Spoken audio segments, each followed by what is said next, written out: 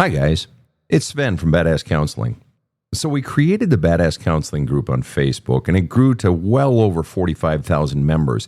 And we kept getting asked by folks for a support group, a growth group that's more intimate, gives more access to me, Sven, if possible.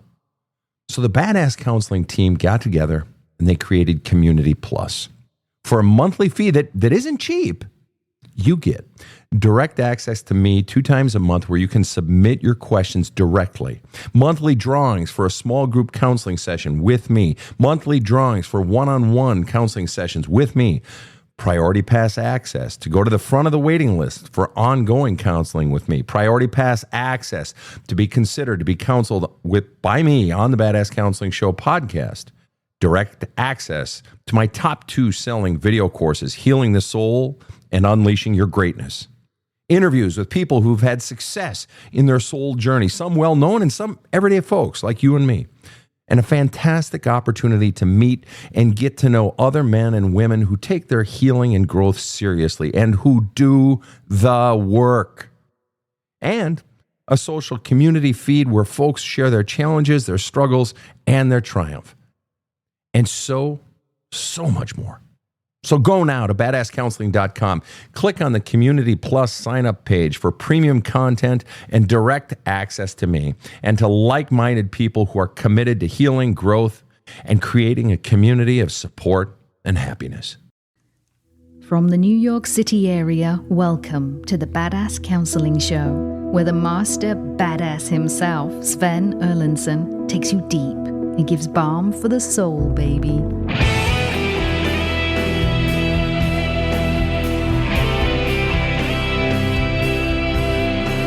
Well, hello. It's great to have you here. You have found the Badass Counseling Show, and we are so happy that you have joined us this day. I'm Sven Erlandson, the host of the Badass Counseling Show, and whether you are joining us from Weatherford, Texas, Flagler Beach, Florida, or way up in North Dakota, it's great to have you here, all points around the world.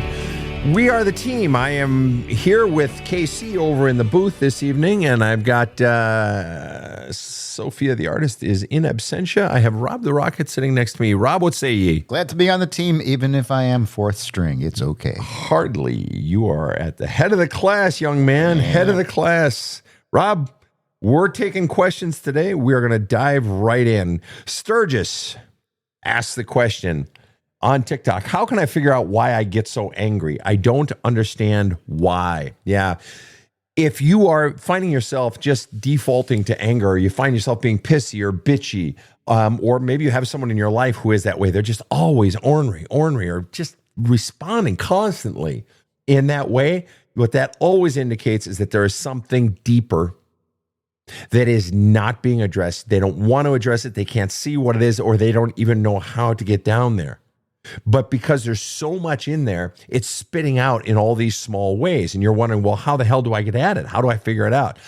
The short answer is that's what I wrote the book for. There's a hole in my love cup. That you got messages from somewhere way in your past. It's almost invariably, always way back in your past about your lack of worth. You're not mattering. You're unlovable. You're not good enough. You're unwantable. And those messages then got packed on. They got layered on more and more as time went on. And so 1 or 2 or several of those people are still in your life, or they're not in your life, but those messages are still in you. And so now all these different things in your life are triggering you, and it's just spilling out. Or there's so much pain, crud, manure, rocks inside your love cup that anything triggers you that may not have anything to do with those messages that you got. It's just that you can't help but spill out anger. And so until you have the courage to go down into what those pain sources are. So it's not so much the question. I know you're asking, how do I get down into them? The question isn't so much how do you do it, because the tool is right there. Just get the book. It's called There's a Hole in My Love Cup, and it will take you right down there. Literally, I wrote it. It's the cost of a couple of mochas at Starbucks, all right? There's a hole in my love cup, and it will take you down there. The question isn't how. The question is, do you have the courage? Because it is going to take you down to the ugliest truths, the stuff you have likely been running from your entire life. All the messaging you got about yourself All the pain, not just the pain. And that's what a lot of therapy will focus on, is just the pain and getting down to it and flushing out the pain. And that is important, but it'll take you down to those messages you were taught about yourself, because that's where the real damage was done. Next question. Sandra asks over on Facebook, how can I help family members with anxiety without making them anxious? Now that's a tricky one. They're already anxious. Exactly, right? They're all stewed up without sort of stimulating them more, having them go off. If I were being totally honest with you, Sandra, if you and I were in session right now, I would ask you the question, why do you want to help them with their anxiety? Why do you feel the need to make them your project? Well, like Hood, your response is because I love them and I see it's torturing them and I want to help them. But the real question is, do they want to be helped? And that was a real progression for me in my own life, is wanting to help this person or that person, and realizing, or even a client, realizing that until a person actually wants it, until they open, there ain't a goddamn thing I can do. That's why I tell clients, I really only need one thing from you. I just need you to open. And you don't have to if you don't want to, but if you don't want to, let's save you the money, save me the energy, and let's just not counsel together, okay? But if someone isn't coming to you seeking help, the odds of you changing them or helping them is very, very small, okay?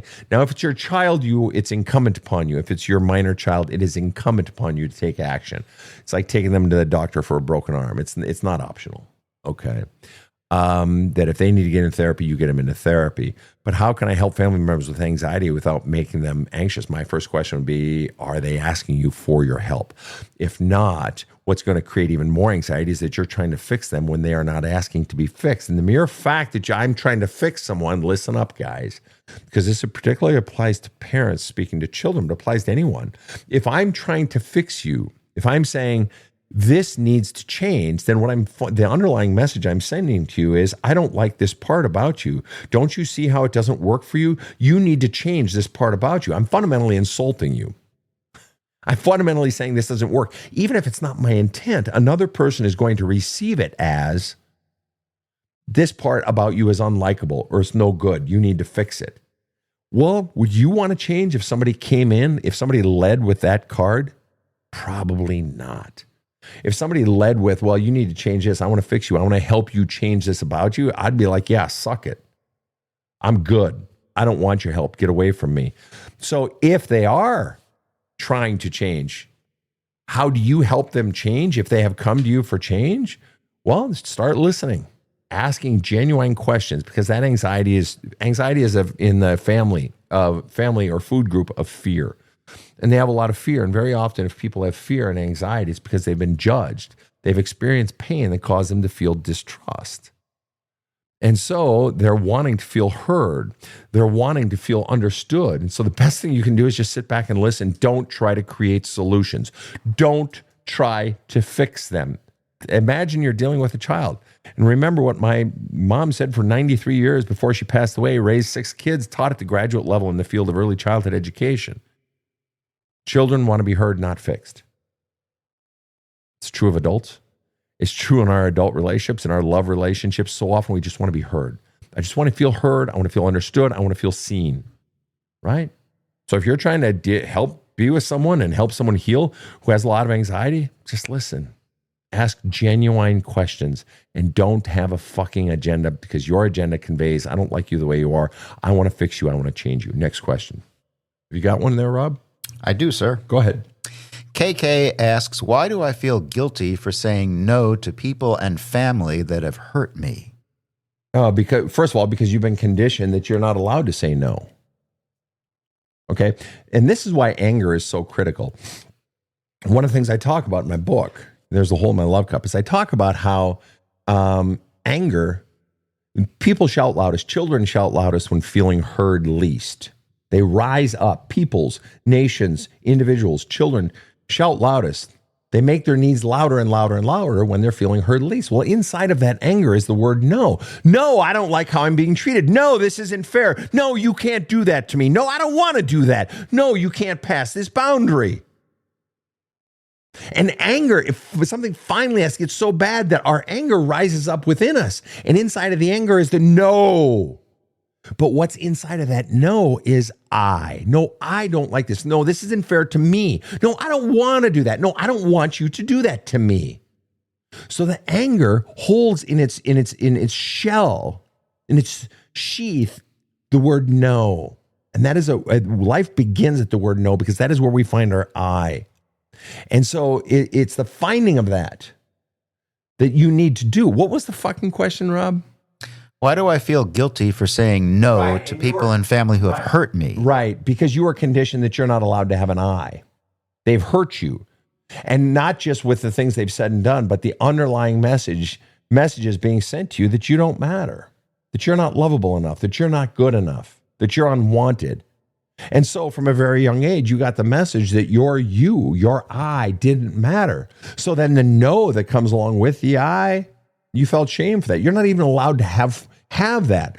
So what usually has to happen, as I talk about in my book, is change will not occur until the pain gets bad enough. So your pain has to get bad enough that no rises up, that your I rises up. And it may still be accompanied by some shame or some guilt, but you'll do it anyway because it's like, I don't give a shit. I need to speak my I. I'm tired of living this way. So you feel it. The reason you feel it is because you've been conditioned to believe that there is no I. You're not allowed to have an I. All that matters is the external voices around you. Your voice inside of you doesn't matter, which is why, parenthetically, people, if you're raising children, always telling them what to do or always giving them your opinion, always injecting, you're not doing them any favors. Why? Because you're teaching them not to trust their own voice, not to listen to their own voice. You're, in fact, crippling them. You're not strengthening them. You're making them always dependent upon an external power source. So do you want to guess what kind of love relationships they're going to have as they get older? Are they going to be strong in those relationships? No, they're going to be weak. They're going to be dependent upon the other person to tell them what to do. Is that really what you want for your children? Probably not. Next question. You know, Sven, at my daughter's wedding, I spoke and I said, I'm not going to ever just give you unsolicited advice. I said, but Pat, if you're going to be late, call. I like that. All right, here we go. This is from Denise on TikTok. I've been single for 2 years. Why am I so resistant to any romantic relationships? I am betting that it could be, I'm going to rattle off a few ideas. One, you have pain inside of you from previous relationships and you don't want that pain to repeat. So you're potentially having troubles trusting. You fear trusting. You fear opening up your heart again and getting hurt. Okay. Or you've actually done the work of healing. You've done the work of finding your own authentic voice. You've done the work of becoming more grounded and having a greater sense of self, but you fear going into a romantic relationship. Why? Because now it's when the rubber hits the road. Now it's not book knowledge. Now I'm actually going out into the field and using my knowledge. Now it's going to be tested, and that's scary. Even if you've done the work, the idea of opening up in a relationship again is scary. But in all likelihood, if I were to bet, I'd bet on the former. I'd bet on the fact that you've had pain in your previous relationships and you fear. And so you've got to drill down. What I would ask you to do, Denise, if you and I were in session, or if we weren't in session, what I'd encourage you to do in your own individual journaling is to ask yourself, what is your single greatest fear?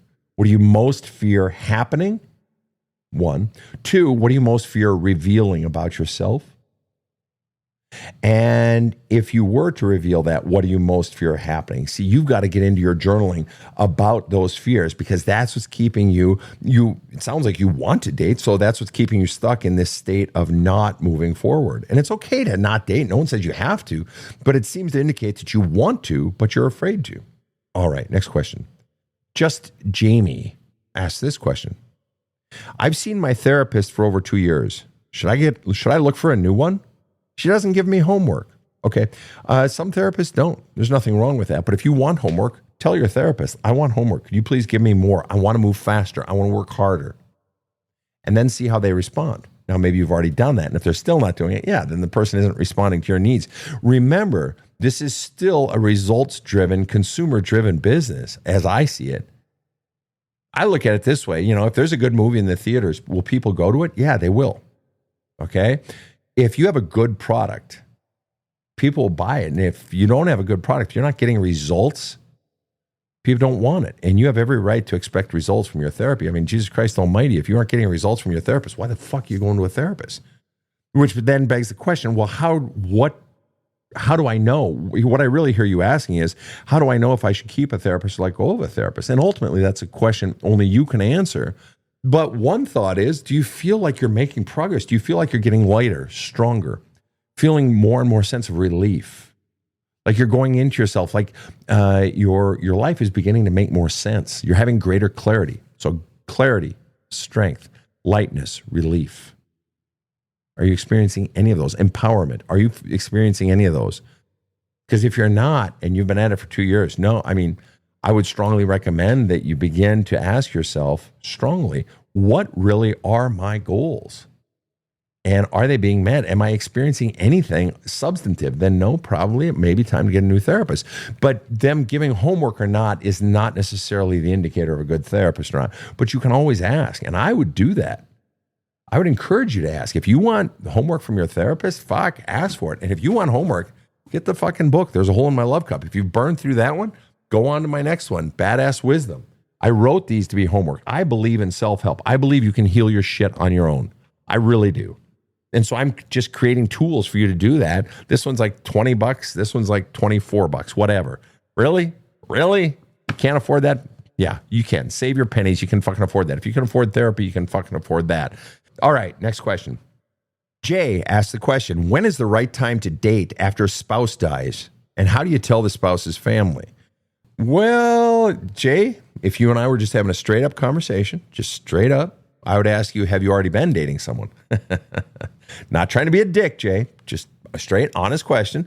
And if you already have, then what you're really asking is, when can I out the fact that I've already been dating? Which implies you feel kind of guilty because you feel like, gee, maybe it is too soon. But we don't have to be cynical Sven at the moment. What is the right time to date? When is the right time to date after your spouse dies? I would also ask, do you have children? And if you do, you keep your children out of the equation. And out of respect for them and their grief, furthermore, out of respect for your relationship, if you have children and you can date whenever you want. This is your life, okay? But if you have children, count on the fact that if you're dating soon, your children are going to reject that person when you introduce them into your life, into your children's lives in 9 months or a year, if it lasts that long. Why? Because you are the first person after their mom, or you are their first person after their deceased father. There's a good chance they may not like you. There's an old saying in sports. It was after, who was it? Replaced, who was the coach? Well, after Paterno left Penn State, yes, before the whole scandal crap, but they were trying to find who to replace him with. And that's just one example. Or John Wooden leaves you at UCLA. It's like, you never want to be the coach that replaces a great coach.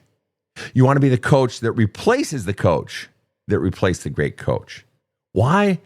Good luck filling those fucking shoes, replacing a great coach. So you're walking in, replacing mom who died. You're walking in as the new spouse or the new girlfriend who replaced, or boyfriend who replaced dad who died. Yeah, good luck with that one. Is it doable? Sure, it's doable, but it's a bit of an uphill battle. So back to your question. When is it okay? It's okay when you feel it's right. So you did not enter children into that metric that you were asking about, or that question that you were asking about. So I'd say, when is the right time to date? Whenever you goddamn well please. It's your fucking life. But if you're being smart, you would take some time to do your real fucking grieving. Otherwise, you want to know why? You're not using the grief process to purge the pain inside of you. Now, if you saw the pain coming and you've been doing the actual purging, and by purging, I mean allowing yourself to grieve and get mad and get sad and put your pain into words through counseling, through letter writing, through journaling, through writing poetry. If you haven't been doing that, you need to do it now. If you actually have sadness over the loss of this person, that has to come out. But if you're going to jump into dating as a medication, as booze, as a pill to make your pain go away, oh, dude, you're just in for a flying shit show. I guarantee it. And it may not happen in 6 months, but it's going to happen. Why? Because all that pain you've been stuffing down is going to rise up at some point. You can't just fucking stuff shit down, folks. And if you're doing it now with the death of a spouse, it's quite likely that you've been stuffing your pain down for quite some time, which now means you're stuffing a 100-pound boulder down into a backpack that you've had, or this, burlap sack on your back that probably already had hundreds of pounds of pain over the course of your lifetime. Now you're going to stick another 100-pound bag or another 100-pound rock in there. Oh, yeah. Oh, that's a great idea. So that load on you is just going to get heavier. And so you're going to look for ever new, more stimulation to make the heaviness or the pain of life go away. No, at some point, folks, the rocks, the crud in your love cup, in that burlap sack on your back, it demands to be faced. Willpower only gets you so far. And this is what we learn in our 40s, 50s, and 60s, that when we're in our 30s and 40s, we don't fully get yet. And that is, the soul is more powerful than the will. For as strong-willed as you think you are, for as tough as you think you are, and I have clients who are the toughest of the tough, military, first responders, world-class athletes, special forces, dark force, all this crap. Toughest of the tough. The soul always wins. It will call you down. So all I'm saying is you might want to go into the healing shit, take care of that, and then start your dating. But as far as what are the rules, whenever you want. When do you tell the family? Whenever you want. What's wise? Wait. And you know what? You want a little trick, little tactical trick? Find someone you know who maybe your family doesn't know, or an old friend or something, and just after a year or something like that, just go on a light date and post the light picture of that, you with that person. Let them get used to it on a person who you're not serious with. So if they got any issues, it can come out over this person you're not serious with. Because if it's over the person you are serious with, then that person's going to have to deal with all your shit with your family. And so your relationship is getting off on kind of a creaky start. You see how that works? All right, next question. All right, actually, much more to come right after this short break. I've been doing some real healing work in my life, and I mean hardcore. But I've been craving something new to level up. A friend of mine told me about this badass counselor. I gotta admit, I rolled my eyes. Then I watched a few of his videos, and yes, this is the guy. I went and got his audiobook, Badass Wisdom. Holy shit. Absolute ass-kicking, inspiring, deep, powerful shit, period. If you don't get this book, you're making a huge mistake. So do you got the guts to go big with your self-care? Go to badasscounseling.com, get the book Badass Wisdom now. This show provides soul counseling intended to entertain and inform, and is not medical advice.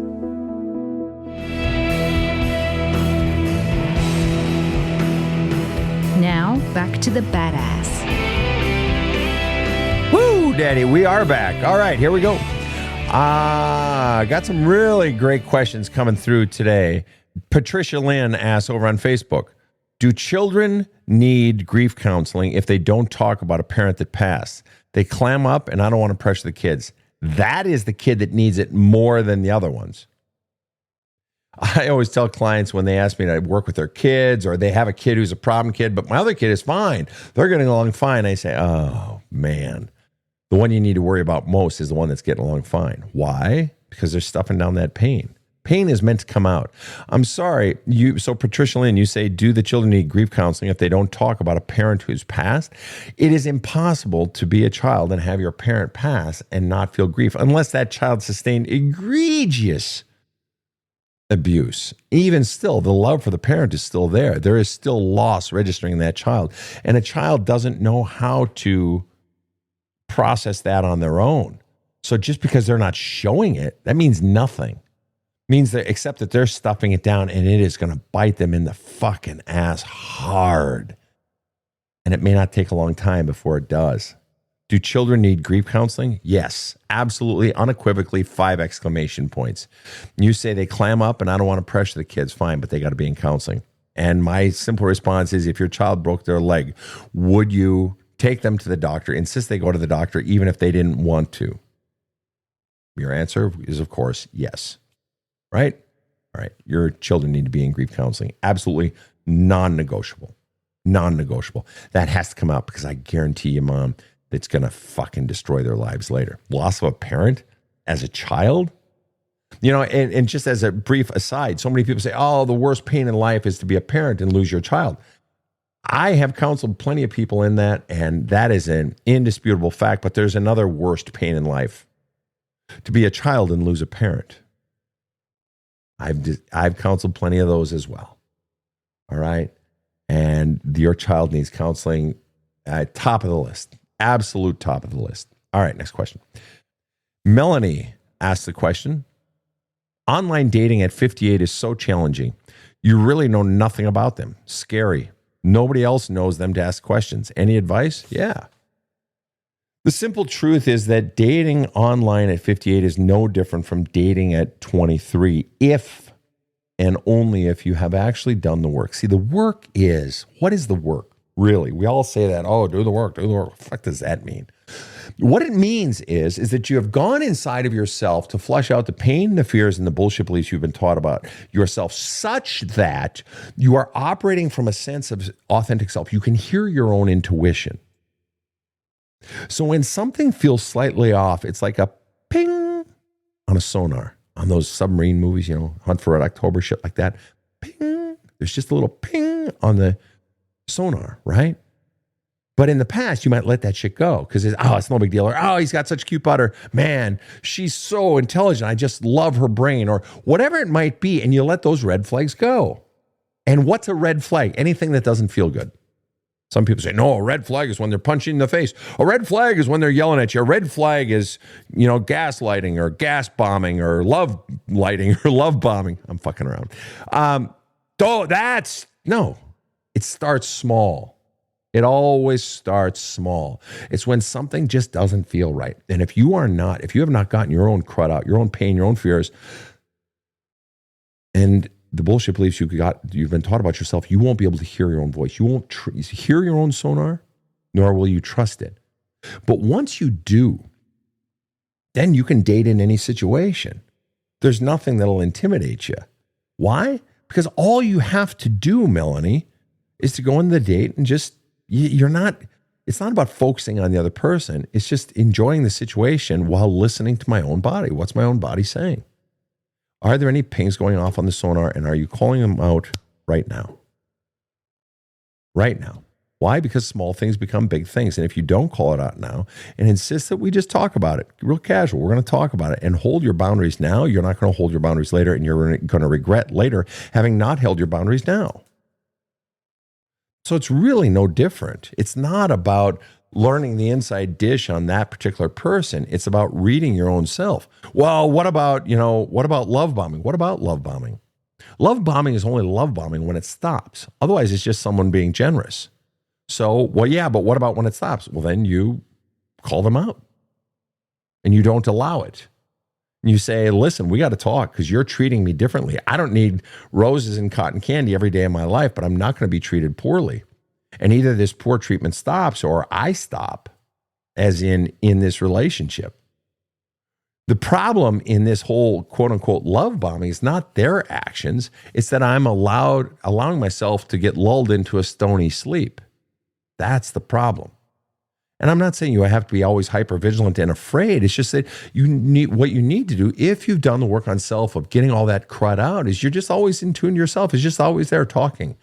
Doesn't mean you're living in fear. It's just you're always aware of yourself. And when something feels off, you talk about it. You can approach any situation calmly enough that you just trust your own sense of self and you act on it versus letting it go whipping by. All right. Can I testify? Testify, my brother.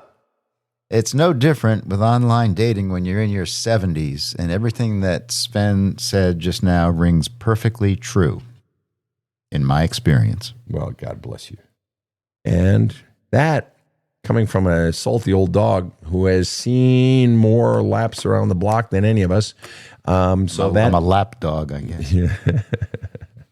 So that says something. We could all take a page from the wise dude. All right. Somebody comments earlier to an earlier comment says, no, Sven, being a parent and losing a child is the worst thing in life. You could technically only say that if you were a child and lost a parent as well and could then compare the two technically. All right, next question. Here we go. This goes back to something that someone said earlier. Josh asked the question, how do I navigate grief and guilt of finally choosing me after 10 years of silence? How do I navigate grief and guilt of finally choosing me? So the grief and the guilt presumably is not choosing me for 10 years, right? And the grief and the guilt, you feel bad for not choosing yourself. And so this grief, and so it sounds like there's almost this anger at yourself over it, this disappointment with yourself over it. And the truth is, you are now choosing you. That's the victory. And you're upset with yourself and you feel bad that you didn't choose you in the past. And you know what, Josh, to be very honest with you, you of all people should understand all that you were going through.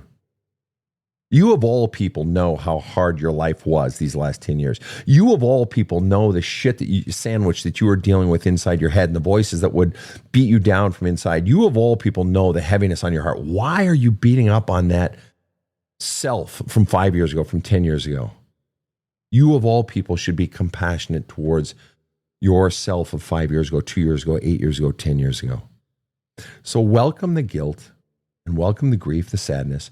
Flush it out, doing your journaling, write letters to your past self. But you know what? Honestly, brother, just be kind to your past self. You're the last person that needs to be jumping down the throat of your past self. Your past self needs you. The one person on earth who can most understand needs you to be compassionate towards you. You know what I mean? All right, next question. Got one here if you want. Go ahead, Rob. Sven, Teddy says, what would you say to someone who is building a career but feels they should be doing something more exciting? I live with my brother in my parents' home. We sort of got coddled, but we're in a place where we're safe and we can build money in a career. You use the word should. You feel you should be doing something more exciting. Is the should coming from you? You want to be doing something different? Or is that some other voice saying, gosh, you really should be doing something different? That's what I want to know, Teddy. Is this dissatisfaction with your present course coming from you, or are you feeling some sort of shame or criticism of your present course from an external power source? Until we know that, I can't answer your question. Feel free to let Rob know, and I'll get back to that question. He says he doesn't see himself growing, just sees himself taking advantage of a situation, and he wants to leave it all behind, even if it means being homeless. Just being all right, me. There it is. Well, you've just answered your own question. It's not that you should, it's you want to. You want more out of life. Okay, what you need to do, honestly, you're not going to be able to find that which you want to do until you get out of you that which is not you.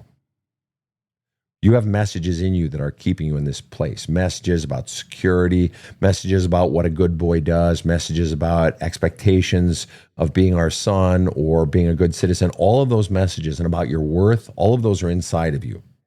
And you have to go inside of you and you have to begin to spelunk. Didn't think I'd work that word in today, did you, Rob?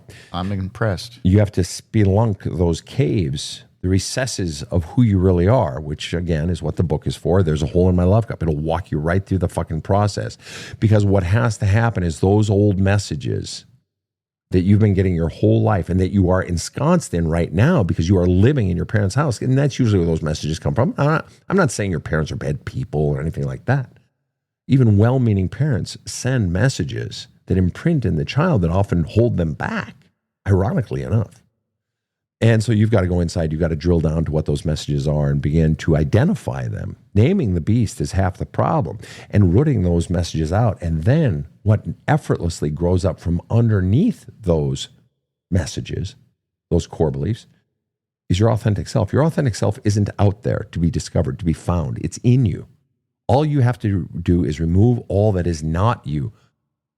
And that begins by this going inside, but it also begins by simply beginning in your life to identify those things that no longer feel good to you and having the courage to bit by bit begin to root them out of your life. And your authentic self will effortlessly rise up from within. It's already in you. It's been there the whole time. But you have to have the courage to take out all that is not you to make room for it. And that's what separates the men from the boys, so to speak. All right, one last question. Could do two if they're concise. Okay. I do have a short one here. All right. Sort of answered earlier, but Hero, female, says, my ex-boyfriend ended up being a histrionic psychopath and harmed me and hundreds of other women. I can't trust anymore.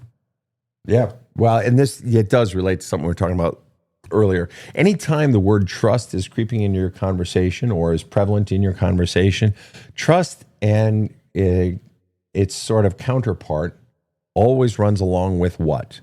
Fear. Fear and trust are kissing cousins. One exists because of the other. One is necessary because of the other. And so if you're having trouble trusting, it's because you have a lot of fear inside of you, and the fear is the result of the other one, pain. Right.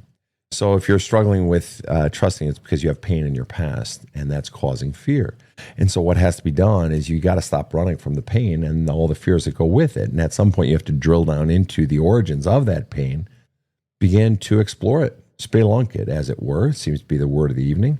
And dive down into what those origins are, how it felt, who was conveying what messages, why it happened, when it happened. There's so many questions that go along with it. Again, purpose of the book. There's a hole in my love cup, or if you've already done that one, then get on to Badass Wisdom.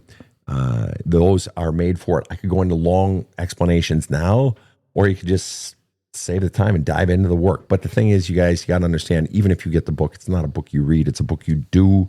So if you are not doing the journaling exercises in the book and doing them in writing, not in your head, fuck, you might as well not even do the book. Or you need to go back through and actually do the writing in the book. Yeah, and Denise actually says that right now on TikTok. She says, man, I read it. I got to go back and do the work. I got to go back and do the journaling. Yeah. All right, one more question. This is one we have never, ever, ever, ever had on the show, and I need your help figuring out the math on this. This is from Wendy on Facebook. Everybody put your thinking caps on. Can I date my half-brother's half-brother? Okay, think about that. We didn't find each other until we were 54 and 57 through Ancestry.com, presumably. Well, that means they're related, so that's an issue. But wait a minute. Are they related? They may be just related by marriage. So my half-brother, so we could, let's say it's my dad, let's say we share the same dad, right?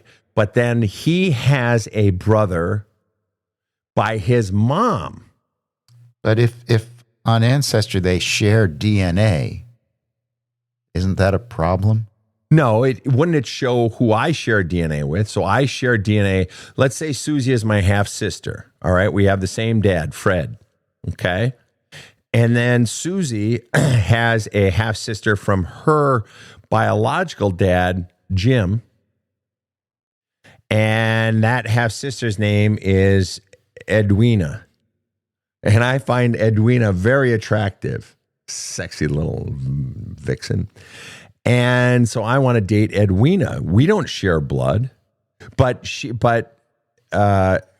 Susie shares blood with me, and Susie shares blood with Edwina. But that's mean not a problem. Edwina and I don't share blood. It will tell you what percentage of your DNA is shared by this particular possible romantic partner. And if it says this is your second cousin once removed and you share 4% DNA, I don't think that's a good thing. Yeah, but I'm sure I share DNA with, people in Småland, Sweden.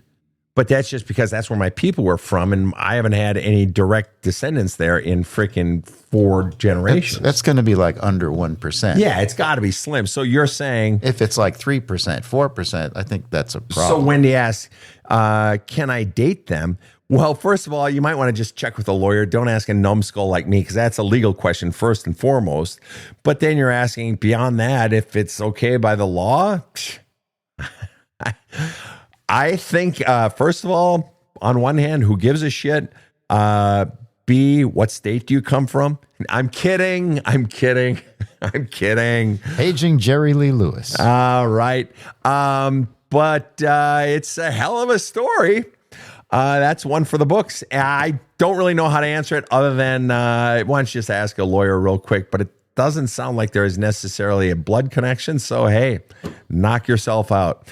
That, my friends, is just the kind of wackadoodle kind of question I just love. It adds a little spice to the show. I appreciate that question, Wendy. That was fair, from the heart, honest question. Gave you the honest answer that we had, but you got to admit, it was kind of a fun question. This episode that you have been a part of the taping for and put in your questions, this will be edited and mastered and cut and spliced, diced, and made julienne fries by Rob the Rocket. Order now. And it will likely be going up, August 3rd. August 3rd. So thank you for all your questions, to all of you around the world, from Florida in Ocala down to South Africa and United Arab Emirates and around the world. Thanks for checking into a lightning round of the Badass Counseling Show. On behalf of all the team, I am Sven Erlandson. Have a kick-ass day. The Badass Counseling Show is strictly copyrighted. No copies may be made without the express written consent of the Badass Counseling Show, LLC. The Badass Counseling Show is produced by Karen Camparelli and Robert H. Friedman. Executive producer Sven Erlandson. Original music by two-time Emmy Award-winning composer Trevor Morris. Have a kick-ass day.